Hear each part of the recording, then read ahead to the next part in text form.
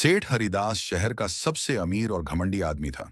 उसे लगता था कि पैसे से सब कुछ खरीदा जा सकता है। इज्जत, ताकत, यहां तक कि भगवान भी। उसकी कोठी के बाहर एक बड़ा सा बोर्ड लगा था, भिखारी, गरीब या मांगने वाला पास न आए। हर रोज गरीब, भूखे और जरूरतमंद उसके दरवाजे से लौट आए जाते। सेठ के लिए उनका कोई मोल नहीं था। एक दिन शाम को बारिश हो रही थी। एक बूढ़ी औरत अपने पोते को गोद में लेकर भीगते हुए सेठ के दरवाजे पर आई। सेठ जी, मेरा पोता बुखार में जल रहा है। अस्पताल तक ले जाने के लिए किराया चाहिए। सेठ हंस पड़ा और गुस्से से बोला, तेरा मुंह देखकर दिन ही खराब हो गया। जा भाग यहां से, नहीं तो नौकरों से पिटवाऊंगा।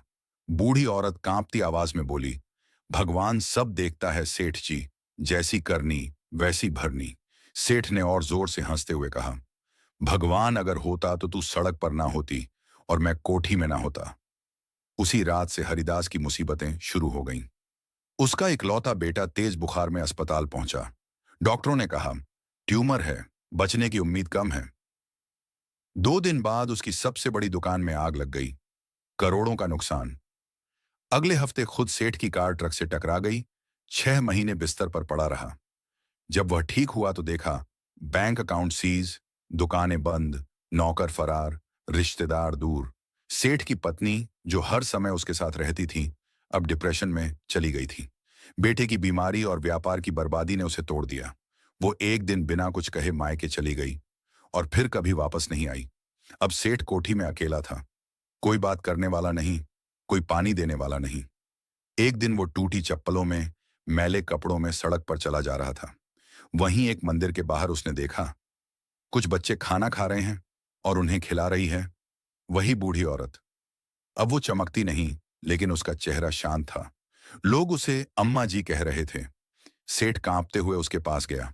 मां, मुझसे गलती हो गई। मेरी सजा पूरी हो गई क्या? बूढ़ी मुस्कुराई। बेटा, सजा तब पूरी होती है जब मन बदलता है। मैंने तुझे तब भी माफ किया था, लेकिन तूने खुद को माफ नहीं किया। अब कुछ अच्छा कर। उस दिन के बाद से सेठ ने मंदिर के बाहर झाड़ू लगाना शुरू किया।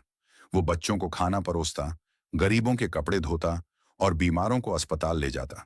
धीरे धीरे लोगों को पता चला, ये वही सेठ हरिदास है, जिसने एक दिन गरीबों को दुत्कारा था। आज वो उनकी सेवा कर रहा है।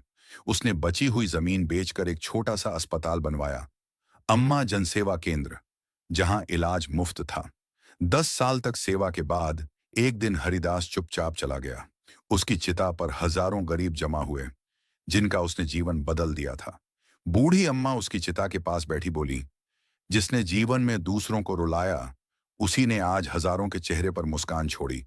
कर्म सबसे बड़ा धर्म है, जैसी करनी वैसी भरनी। सेठ हरिदास की कहानी हमें सिखाती है कि पैसे से सब नहीं खरीदा जा सकता, लेकिन सच्चे मन से किया गया सेवा सब कुछ लौटा सकता है। आज अगर आपके पास ताकत है, तो उसका इस्तेमाल किसी की मदद के लिए करो, क्योंकि इस जीवन में हर कर्म का हिसाब होता है। जैसी करनी वैसी भरनी। अगर आपको यह कहानी पसंद आई तो लाइक करें, कमेंट करें। मैं हमेशा अच्छा करूंगा। और सब्सक्राइब करना ना भूलें।